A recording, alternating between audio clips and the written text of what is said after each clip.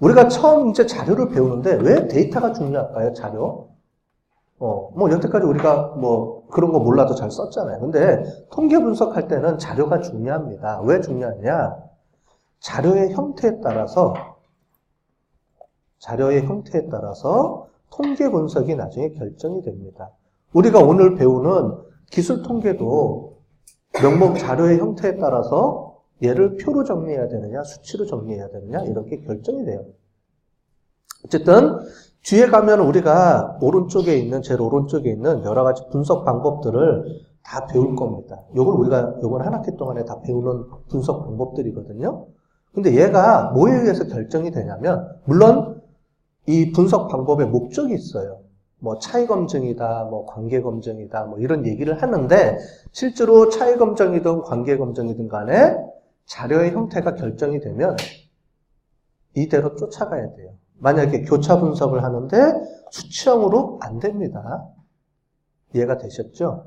그래서 분석 방법을 결정하면 반대로 얘기하면 뭐냐면 내가 만약에 교차 분석을 써야 된다. 그러면 여러분들이 자료를 구할 때 뭘로 구해야 돼요? 두 개 다 범주형 자료로 데이터를 골라야 돼요. 측정해야 돼요. 이 얘기입니다. 자료에 의해서 분석 방법이 결정되듯이 결국은 여러분들이 이미 연구를 한다 그러면 사전에 분석 방법을 결정하고 들어가요. 나는 이런 분석 방법을 써서 연구를 할 거야 라고 들어가거든요. 그럼 자료를 취합할 때 어떻게 취합해야 되느냐? 여기 있는 이 형태대로 취합을 해야 돼요. 이렇지 않으면 분석이 안 됩니다. 나중에 회귀 분석을 해야 되는데 여기 보면 회귀 분석, 상관 분석은 수치형 둘 다 수치형 변수가 두 개가 들어가야 되는데 하나가 범주형이다. 그러면은 실제로는 안 돼요. 물론 분석하는 방법이 좀 있긴 해요. 하지만 원칙적으로는 분석이 안 될 수가 있습니다.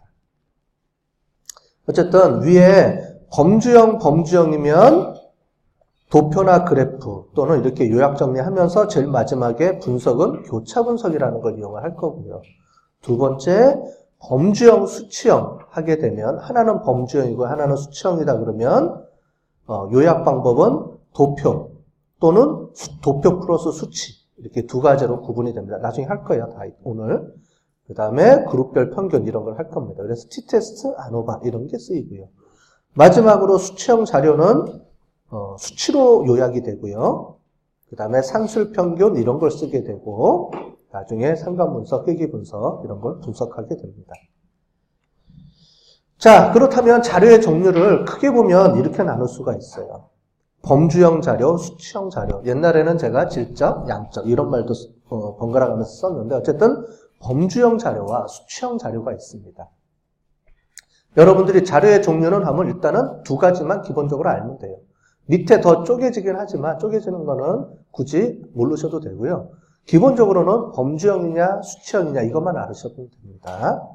자, 그러면 범주형 자료에는 뭐가 있느냐? 문자형이 있어요. 캐릭터형. 성별, 그러면 남자, 여자 이렇게 정리가 되겠죠?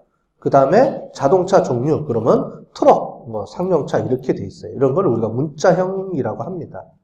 자, 그런데 얘를 코드화시키죠. 코드화시키는 건 뭐냐면 번호로 우리가 입력이 들어갑니다.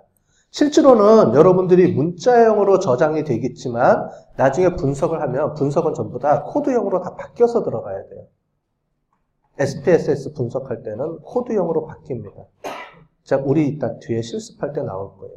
코드형으로 다 바꿔줘야 돼요. 왜냐하면 그룹이라 SPSS라는 분석 도구들이 전부 다 숫자형으로 인식을 해요. 그래서 남자, 여자가 아니고 1번은 남자, 2번은 여자 이렇게 인식을 하도록 만들어줘야 돼요. 오늘 실습할 때 해볼 겁니다. 어쨌든 범주형이라는 거는 뭐냐면 범주라는 게 그룹의 의미죠. 그룹. 범주, 그룹을 나눕니다. 그래서 그룹 형태로 쪼개지는 거예요. 값이. 그래서 남자, 여자 이렇게 되는 거예요. 근데 문제는 이렇게 숫자로 부어진다고 해서 이 숫자가 의미가 있느냐? 없죠. 계산되는 게 아니에요. 성별은 1 더하기 2는 3 이런 게 아니죠. 그죠? 그냥 우리가 코드로 숫자로 그걸 대표하게 코드화 시키는 겁니다. 그걸 우리가 코드라고 하죠.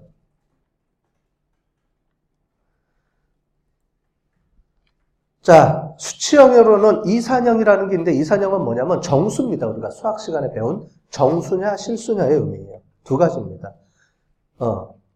정수 이산형은 1, 2, 3, 4 이런 거 되는 거죠.